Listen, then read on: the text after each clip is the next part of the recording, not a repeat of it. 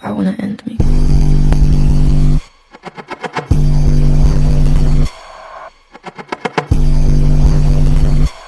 I wanna end me.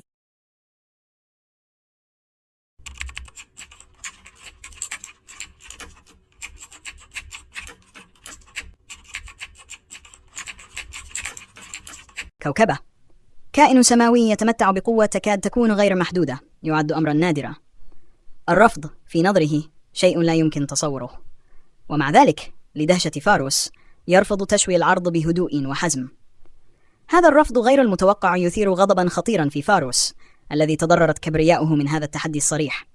يثقل الهواء من شدة الغضب الذي يتجسد في انفجار من الضغط يغمر النزل ويتحدى تشوي. لكن تشوي غير متأثر يواجه فاروس مباشرة. يرى في هذه المواجهة فرصة طال انتظارها، خصما يستحق فعلا أن يدفعه نحو طموحه في القوة. في صمت متوتر يصر فاروس على أن تشوي يملك الإمكانيات التي يبحث عنها سيده، حاكم الدم والحرب، الذي يزدهر أتباعه في ساحات القتال والشدائد. ومع ذلك لا يستطيع فهم سبب رفض تشوي. يرد تشوي مشيرا إلى اتزام سابق، وعد قطعه لحاكم آخر، وعد لا ينوي خيانته. يزداد فضول فاروس ويطلب المزيد من التفاصيل، غير قادر على الشعور بأي طاقة كوكبية تحيط بتشوي. يعترف تشوي بأنه لم ينضم بعد لأي عائلة، لكنه ينتظر مكانا وعد به من قبل حاكم يملك القدرة على التنبؤ بالمستقبل، وقد أكد له أن طريقه معها. ضحك فاروس ساخرا من تشوي ونعته بالكاذب. أوضح أن الكائنات القوية لا تتردد في اختيار البشر ذوي الإمكانيات، إما بعقود أو بأخذهم إلى عوالمهم. كان فاروس واثقا من أنه لو كان تشوي مميزا حقا لتم أخذه منذ زمن. لم يصدق أن تشوي لا يزال حرا. أما تشوي فرفض تصديق فاروس، كان واثقا بأن الحاكم الذي وعده لديه خطة له. أخبر فاروس عن رحلته الطويلة والتحديات العديدة التي واجهها. بدا فاروس أكثر حيرة من أن يكون شكاكا، وقال إنه لو كان تشوي مميزا فعلا لتم أخذه من قبل حاكمه منذ زمن بعيد.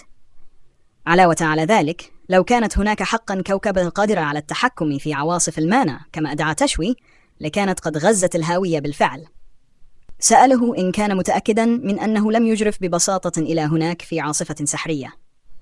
قبل أن يتمكن من مواصلة الحديث، أطلق تشوي هالة غاضبة وعنيفة جعلته يصمت. بدأ تشوي يشك في نفسه، ربما لم تكن رحلته مخططا لها من البداية، وربما كانت مجرد حادث مأساوي، لكنه لم يتوقف يوما ليشك بذلك. وسط حماسته للنمو والقوة شعر بالحزن واقترب من البكاء وهو يغادر النزل، مفكرا بأنه كان يجب أن يطرح هذه الأسئلة منذ وقت طويل، لكنه تماسك لأنه كان يعلم أن دمعة واحدة قد تضعفه. اتخذ تشوي قراره بالعودة إلى الأرض، فقد ضيع سنوات كثيرة بالفعل. لكن فاروس اعترض طريقه. مستقبل فأس الدم فاروس كشف أخيرا عن شكله الحقيقي. لم يكن ليسمح لتشوي بالهروب من سيده حاكم الدم والحرب. كان فاروس قويا جدا ومستعدا للقتال. قال إنه حتى لو مات تشوي فسيعيده الحاكم إلى الحياة مرة بعد مرة. وأثناء اشتداد المعركة لاحظ فاروس شيئا غريبا في تحركات تشوي. فعلى الرغم من عدم وجود أي هالة سحرية ظاهرة، إلا أن تشوي يتحرك بسرعة ورشاقة تتحدى المنطق، كما لو كان يتحرك أسرع مما تستطيع العين تعقبه. وبدافع الفضول أدرك فاروس أن ذلك لا بد أن يكون نتيجة تقنية خطوة الكوكبة، مهارة نادرة تدمج القوة الجسدية مع القوة السماوية، مما يسمح لتشوي بالمناورة بطرق تبدو مستحيلة على شخص عادي. هذا المنظر يثير روح المحارب لدى فاروس ويزيد من شدة هجماته، مستعينا بتقنية تعميد الدم، وهي قدرة تتجاوز الحاجة للمانا التقليدية وتستمد مباشرة من حيويته وغضبه. أمطار من سائل ملوث يبدو كأنه دم، لكن تقنية جسم تشوي المناعي تحميه من أسوأ هجمات فاروس، لكن هذا لن يكون كافيا لتحمل مهارات العدو لفترة طويلة. في هذه الأثناء يستهزئ الشيطان به، مطالبا إياه بأن ينتهي سريعا لأن سيده حاكم الدم والحرب في انتظارهم. يرتجف الهواء تحت ثقل الطاقة السحرية الحمراء الداكنة التي تتساقط كإعصار حمضي، تحرق، تذيب وتدمر كل شيء يواجهها. هذه القدرة هي عرض مرعب للسحر الهائل لفاروس، قوة تتجاوز الفهم البشري، تتفوق على قدرات أي ساحر عادي. يتورم جسد تشوي بالقوة، ويداه تشعان بهالا شديدة تكاد تكون حية، تتعزز مع كل حركة. حواسه العالية واتقانه لتقنية جسم المارشال السماوي تسمح له بالحفاظ على قوته الداخلية بدقة تامة من خلال تقنية اتقاء الأزهار الثلاثة. كل حركة له تصبح أكثر حدة. بالنسبة لتشوي، هذا الخطر ليس كأي شيء واجهه من قبل. أمام قوة فاروس التي لا يمكن تصورها، يصبح ذهن تشوي هادئة. زالت الشكوك والإحباطات التي كانت تعيقه، وذهب الندم على الوقت الذي اعتقد أنه ضاع في سوء الفهم. الآن هو غارق تماما في الوضوح، مشابها للهدوء الذي يشعر به في قلب هذه العاصفة المشحونة بالمانع. السرعة تصبح أغلى ما لديه، يركز بتركيز تام على تدفق الطاقة من حوله، يقرأ كل تغير بحواسه المتزايدة، يتوقع كل قطرة من الأمطار الملوثة الناتجة عن قوة فاروس ويتجنبها بدقة. فن خطوة الشبح يرفعه إلى ما هو أبعد من الحركة العادية، حيث يصل إلى مرتبة كانت تعتبر غير قابلة للتحقيق. تقنية من رتبة S تمكنه من عبور الفضاء في لحظة، مما يسمح له بالتحرك إلى أي مكان يتخيله في طرفة عين. فاروس مذهول. طوال تجربته لم يرى أبدا بشريا ينجو من تعميد الدم، وهو تعويذة سحرية قادرة على إبادة الجيوش.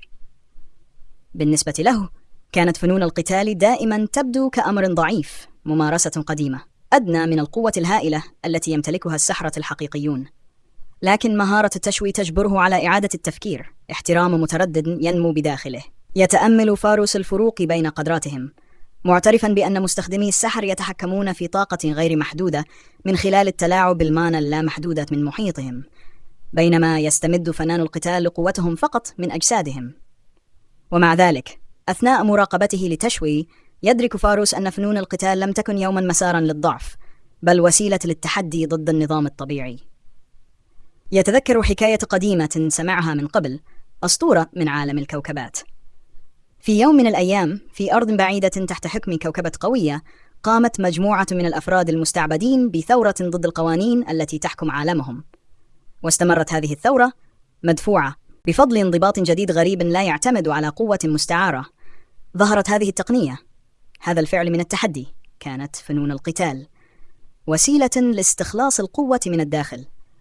لو كان تشوي ساحرا كما يقول فاروس، لكان قد سقط منذ زمن، جسده مذابا بفعل مد بحر تعميد الدم. لكن إرادة تشوي في المقاومة تغذيه، ويتقدم رافعا قبضته في تحد. لكمته تصيب فاروس بكل القوة التي استطاع جمعها، لكن التأثير كان مخيبا للآمال.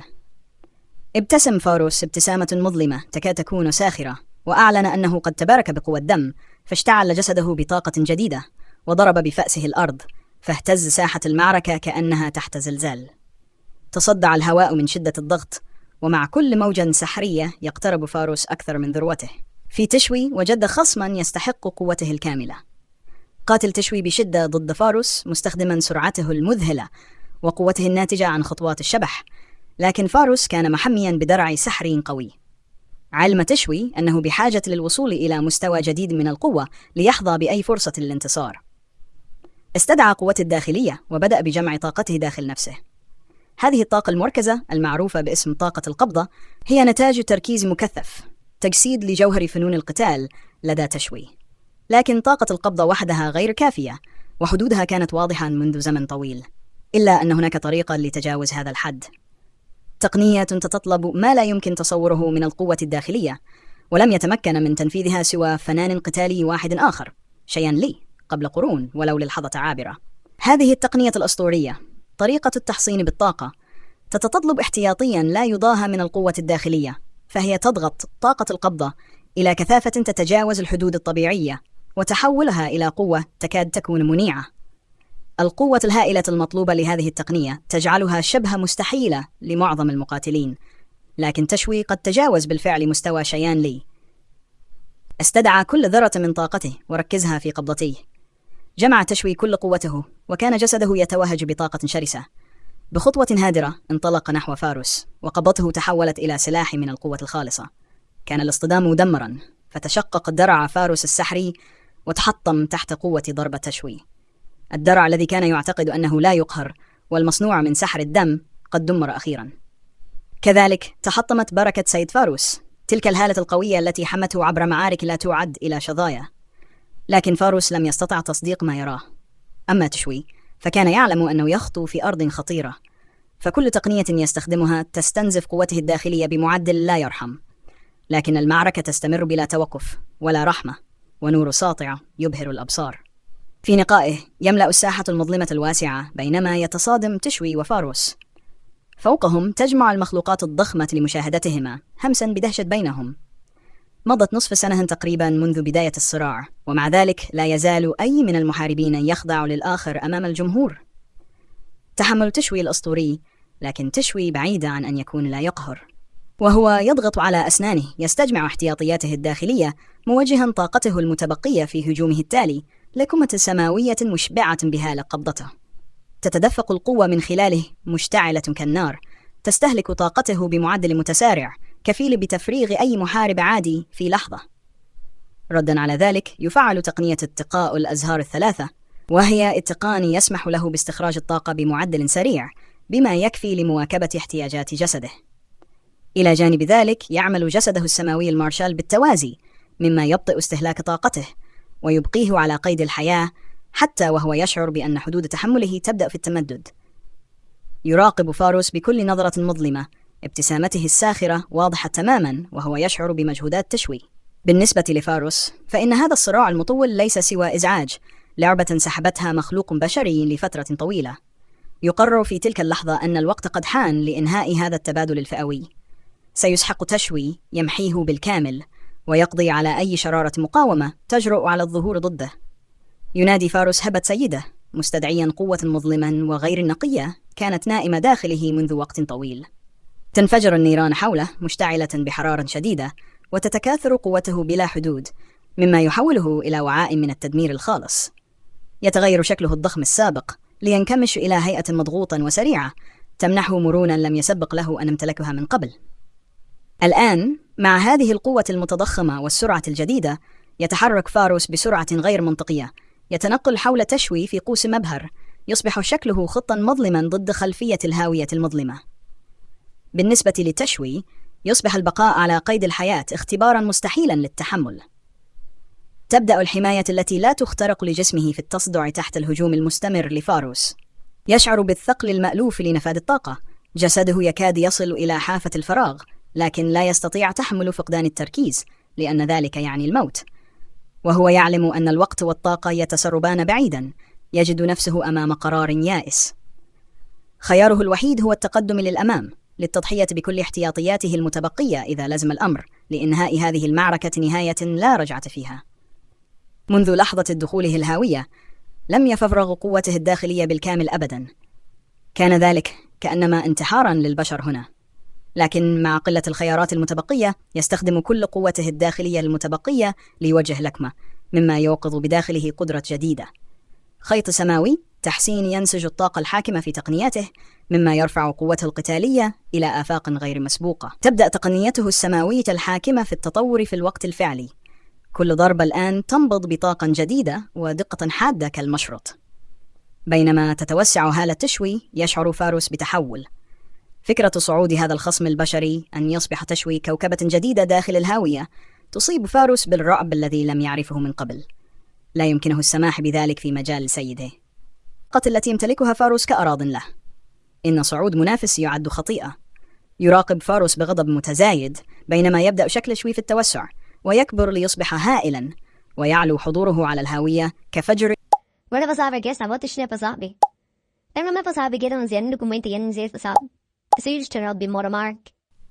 القيود التي كانت تربط روح تشوي تنحل، تاركة وراءها قوة خامة غير محدودة. لم يعد تشوي مجرد محارب في صراع من أجل البقاء، بل أصبح شيئا أعظم، شيئا متجاوزا. قوته الداخلية الآن تتناغم مع اتساع الكون داخل دانون، حيث ينبض كون من الطاقة، وهو مستودع لا ينضب من القوة في انتظار أن يطلق. لقد صعد إلى ما وراء الفهم البشري وحقق مستوى من القوة يتجاوز الوصف.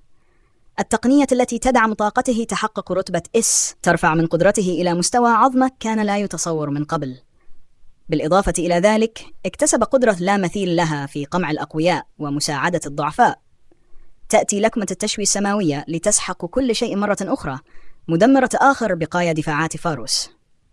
جسد الحاكم الذي كان في السابق وعاء للرعب ينكسر تحت تأثير الضربة. كون الواسع واللامتناهي ينتظر أمره التالي، خطوته التالية. يقف تشوي وسط آثار معركته مع فاروس، مدركا بوعي متزايد أن عددا لا يحصى من الكواكب عبر الكون يراقبونه، كل كوكبة تعبر عن اهتمامها بطرقها الخاصة. قطة الحم والماغمة تعترف به بحركة غير مكترثة من قدمها، وكاردينال الطاعون والظلام يمد له عرضا بسلاح وهو منجل، وحتى الثور الذي يضرب الأرض بقدمه يزمجر موافقا. ومع ذلك لا شيء يشد انتباه تشوي كما يفعل الحاكم الذي يراقبهم بغضب. يعلم النظام تشوي بأنه فاز في المعركة واكتسب قوة من الكون بفضل تأثير لقب الكون الذي غزا نفسه. وعلى الرغم من براعة فاروس الهائلة والدماء التي استدعاها، فإنه يعترف بهزيمته بكرامة ويقر بإمكانات تشوي. يشجعه على النمو إلى ما بعد هذه الانتصارات الصغيرة، داعيا إياه لدفع قوته إلى الحد الذي يجعل حتى الكواكب نفسها تجد أنه من المستحيل أن تنظر إليه بازدراء. يتحدث فاروس بحزم، مزروعا في عقل تشوي بذرة فكرة بأن يكتب اسمه بين النجوم يوما ما ليصبح هو كوكبة. يفاجأ تشوي بحجم هذه الفكرة ويحاول تجاهلها، لكنه لا يستطيع تجاهلها بالكامل، لأن فاروس كائن ذو قوة هائلة يرى شيئا داخله، شيئا يستحق مثل هذه الطموحات. مع اختفاء فاروس من المشهد وأعدا بلقائه مجددا في مسابقة أخرى، يشعر تشوي بتقلب داخلي ويبدأ ضغط غير مألوف في التزايد أثناء تفكيره. السلالم التي يراقبها الحكام يصل إلى مستوى جديد من الفهم، ليصل إلى ما يعرفه بأنه ذروة، حالة قمة من الوجود التي يبدأ فيها في فهم عمق القوة التي تتدفق من اتقان الذات. تنظر الحكام إليه من عليائهم ترقبا وشدة مثل 1000 رمح متحدية عزيمته، لكن تشوي يشعر بالإغراء الذي يجلبونه. يقترح القط الذي من الحمم والماغمة لقاء، وكذلك كاردينال الطاعون والظلام. ومع كل دعواتهم يفهم تشوي أن الحكام مثل هؤلاء نادرا ما يتحركون عن عروشهم، يجب أن يكونوا حذرين، لأنه في الهاوية التنافس شديد. إذا خفض أحد الحكام قبضته على مجاله ستستولي عليه كيانات طموحة أخرى، فتنقض على الممالك بضربة قاسية واحدة. يبدأ تشوي في فهم أن الحكام يراقبونه كما يراقبون مباراة ساحة، اهتمامهم أشبه بمشاهدين في لعبة كونية، يبقون بعيدين لكنهم مدركون تماما، ينتظرون أن يخطئ أو يتراخى ليفترسوا بقايا قوته لأنفسهم. يكشف حاكم الدم والحرب عن نيته الحقيقية، واضعا مكافأة على رأس تشوي.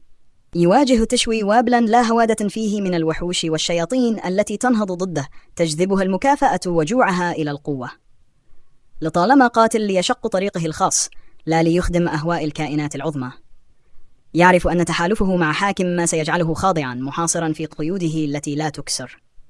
وفي كل لحظة يذكر بكلمات فاروس يحثه على تجاوز حتى أعلى قوى الهاوية لخلق أسطورا ستتردد عبر الأبدية. وسط حشد الحكام يعرض عليه كل منهم شيئا مقابل ولائه. يحاول كاردينال الطاعون والظلام إغراءه بقدرة إطلاق الأوبئة، هدية قويا مثلما هي خطيرة، لكن تشوي يرفض، مدركا للقيود الخفية داخل الهدية، مما يثير ضحك الحكام الآخرين الذين يسخرون من العرض اليائس. يلتقط الكاردينال الغضب ويغضب من الرفض، وهو رد فعل يزيد من تسلية باقي الحكام. القط الذي من الحمم والماغما غير متأثر برفض تشوي للقدرة على الأوبئة، يعرض عليه كتابا موسوعة من السحر مليئة بالتعاويذ القديمة والمعرفة السرية، الكتاب الأسطوري للقط. لكن تشوي الحازم في طريقه يرفض الهدية، معلنا أنه سيتكئ على فنون القتال وحدها. القط خائب الأمل قليلا، لكنه غير مفاجئ، يحاول طريقة أخرى. يعرض عليه قطعة من الأدمانتيم، معدن نادر يتألق بضوء غير دنيوي. العرض مغري، مادة يمكن أن تعزز قوته. الدرع الواقي تقريبا يقترب من المناعة التامة. هذه المرة يقبل تشوي، ولكن فقط بشروطه. سيستخدم المعدن ليس كرمز للخضوع، بل كأداة لصنع مصيره الخاص. هو ليس خاضعا لأحد ولا مشروعا لأحد. القط الذي يبدو عليه الرضا ولكنه قليل الإحباط في نفس الوقت ينصحه بأن يفكر في تشكيل عقد إذا كان يرغب في موارد أكبر، لكن صوت التشوي يرن بشكل متمرد، رافضا فكرة أن يخضع لأي كائن سماوي. لا يمكنني أن أكون تابعا بعد كل هذا الطريق الذي قطعته. بالنسبة للقط يبقى هذا الهارب مجرد هارب. يواصل تشوي نظره للمرة الأخيرة إلى كوكبة القط الذي من الحم والماغمة، ويشعر بشيء غريب من الحتمية في الجو. وهو يستعد للمغادرة، يتساءل عن المكان الذي تعلم فيه القط كلمات مثل هذه. يمشي تشوي ويصل إلى النزل الشيطاني، لكنه الآن لا يمكن التعرف عليه. النزل في حالة خراب، الجدران تنهار والظلال ثقيلة بالخراب. وسط أنقاض النزل يبحث عن قطعة مفقودة من الأدمانتيم، جزء من ماضيه ربما لم يعد يحمل نفس المعنى الذي كان يحمله. الآن أصبح غير مبال، متجاهلا الاستفزازات الصامتة من النجوم البعيدة والتعليقات المرحة من الحكام الذين يراقبونه. يترك النزل وراءه ويبتعد عن كل ما كان مألوفا. في الوقت نفسه يتجول الملاك أداكان في الهاوية. محيط أداكان أزرق اللون ومليء بأسطح مسطحة تشبه الهضاب التي تشكل الأرض هنا. يتحول رأس مخلوق شبيه بالفهد ذي الرأسين عند مناداته، بينما يسأل أداكان إذا كانوا قد رأوا تشوي، مظهرا لهم صورة هولوغرامية له، ويخبرهم حتى أن هناك حاكما يبحث عنه. لكن المخلوق ليس متعاونا بل عدائيا، ويحاول مواجهة الملاك، لكن هذا عديم الجدوى لأن قوة أداكان طاغية. يلقى اللكم جانبا بلا جهد. يشعر الوحش برعب من قوته، وفي لحظة نادرة يتردد صوت الملاك البارد والمتردد بينما يسأل الآخرين المحيطين بهم إن كانوا قد رأوا تشوي. حتى هنا الحسد والضغائن واضحة في المخلوقات، ويحاول المخلوق ذو الرأسين الذي تعرض للضرب أن يعتذر يائسا. مع تنهد يغادر الملاك وتستمر البحث عن تشوي. في مكان آخر يتابع مراقب آخر الأحداث الجارية. المراقب ذو 100 وجه، وهو كوكبة ذات إدراك عميق يراقب تصرفات تشوي عن بعد. ملك الشياطين من الحمل المهتم برحلة تشوي المتطورة يعد مكافأة لأي أخبار عن تحركاته، مضيفا طبقة أخرى من التعقيد على البحث. يسخر سيد الهلوسات المشوهة مشككا في وجود دافع خفي وراء أفعال الحكام. كما في عالم البشر، الحكام لديهم خصومات وطموحات، كل واحد منهم فضولي بشأن الآخر. لماذا غامر هذا الملاك بتجاوز حدوده؟ ما الأسرار التي قد تكمن في طريق مجرد خادم؟ الحكام المرتبطون بأراضيهم الكونية نادرا ما يتجولون بحرية، حيث يحدهم القيود التي تربطهم بمجالات محددة. بالنسبة لشخص مثل أداكانال، فإن التجوال وطلب العبور عبر الحدود هو عمل نادر الظهور. وكما يقدم البشر التبرعات للبث المباشر، يمكن للحكام أيضا منح قواهم لأولئك الذين يلفتون انتباههم. يدرك أداكانال العيون المتطفلة عليه، فيفعل حاجز الكوتس، وهي مهارة سحرية تحميه من النظر المستمر للحكام. المراقب ذو 100 وجه الذي يراقب من بعيد يعبس عند رؤية الحاجز، ويبدو واضحا عليه الإحباط. سيد الهلوسات المشوهة أيضا يسخر مستمتعا بذكاء الحكمة في تنظيم هذا العرض. بينما يعد ملك الشياطين من النيران الماكرة عرضا جريئا، واعدا بإعطاء مهارة نيران الجحيم مقابل تخفيض الحاجز لرؤية ما بداخله، إلا أن أداكانال يبقى ثابتا غير متأثر بتوسلاتهم أو رشاويهم. في هذه الأثناء لا يزال تشوي في الأرض المهجورة ضمن نطاق الحاكمين من الدم والحرب. يرفع قبضته ضاربا الهواء الخالي أثناء تدريبه. كان تشوي قد أتقن التقنية السماوية الحاكمة، ولم يعد إنسانا، بل أصبح كائنا يشبه الحاكمين. كانت كل حركة له مثالية، وكل ضربة قوية. أصبح واحدا مع العالم، وقوته تجري في كل شيء من حوله.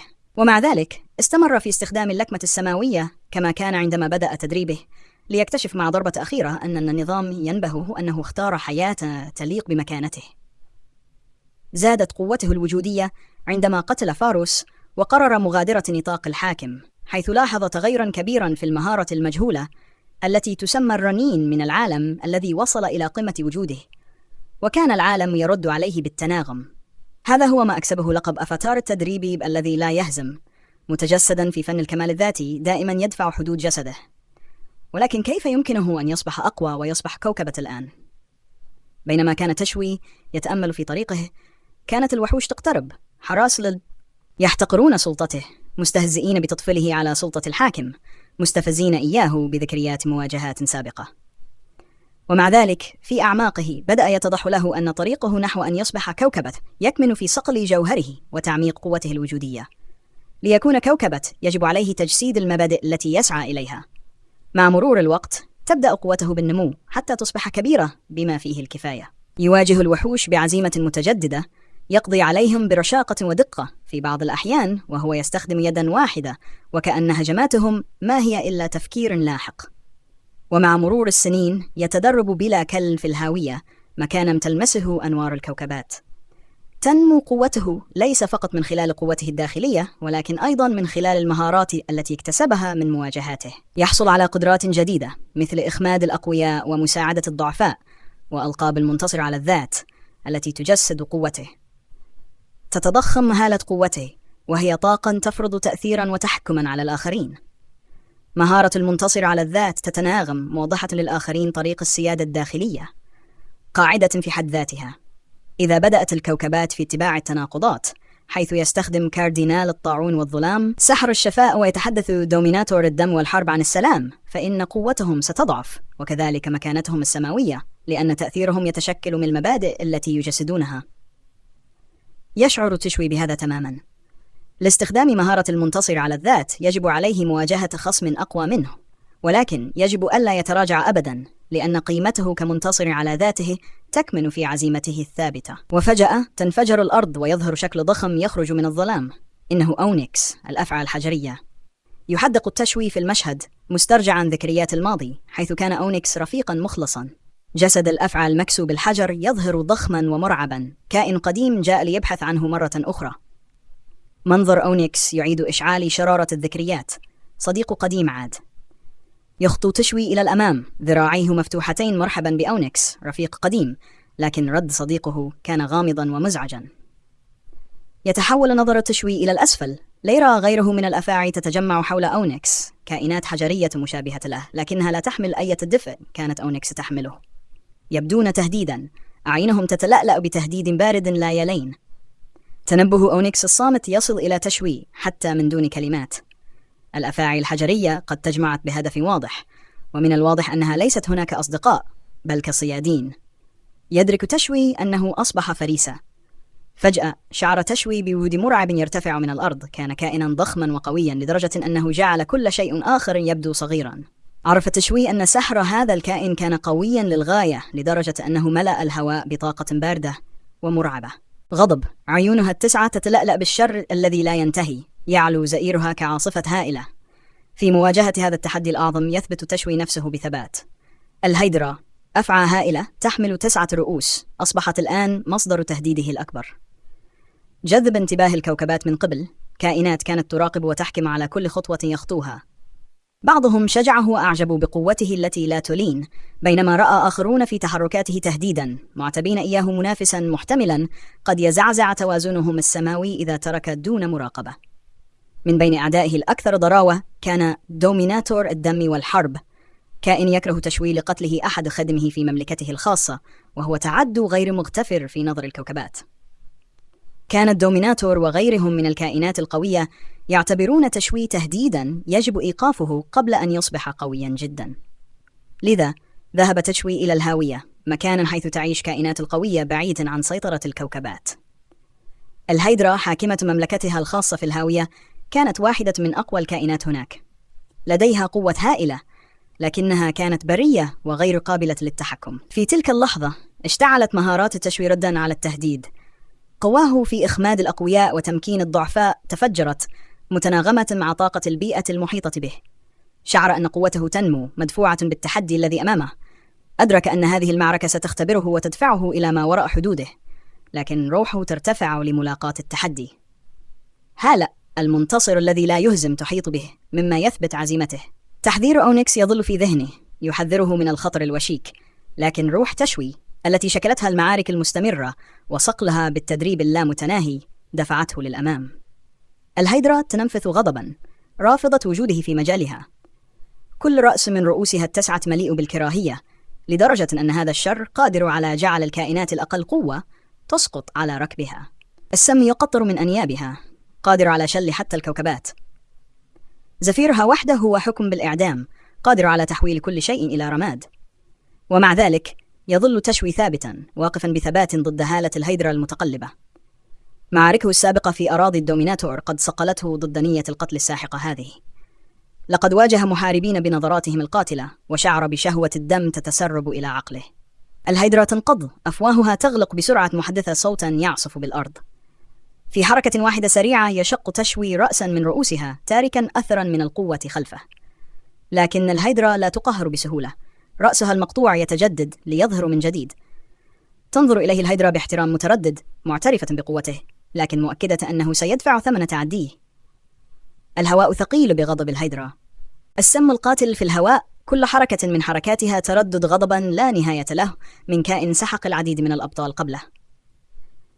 السم في الهواء قوي، ضباب قاتل يقتل معظم الأعداء عند التلامس، لكن تشوي يتحمل محصنا بمناعة تحميه من تأثيراته القاتلة.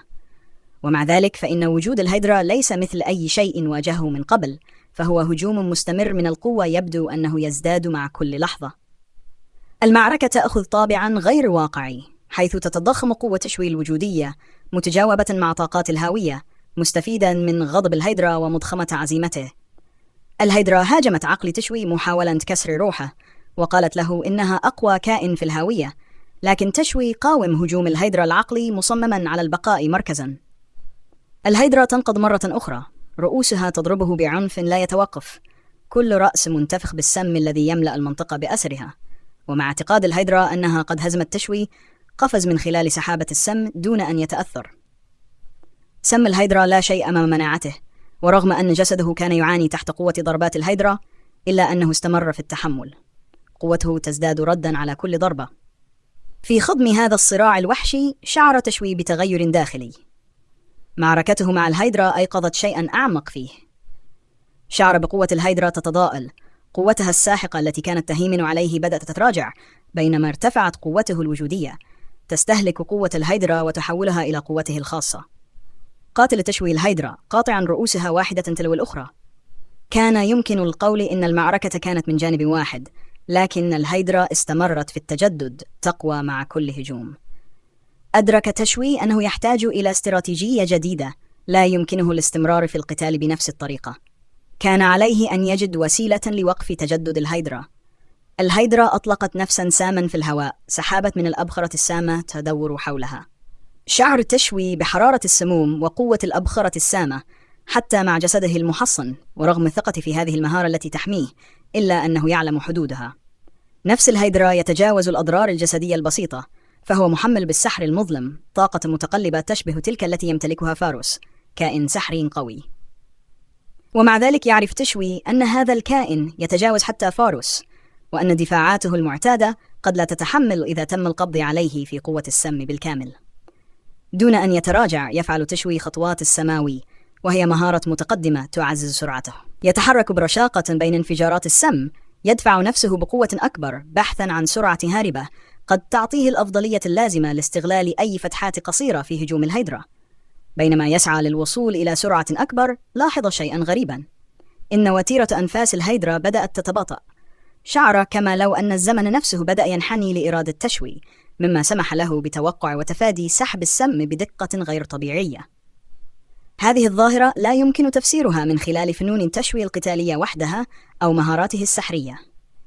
مهارته الجديدة تتجاوز المنطق، تتفوق على حدود قدراته السابقة. أصبح وعيه واضحا أن هذا هو قوة وجوده، قوة تتجاوز القدرات الجسدية أو المهارات المكتسبة، إنها تجسيد لوجوده ذاته، مما يسمح له بتغيير الواقع ليجعل الزمن نفسه ينحني ويتقلب وفقا لرغباته.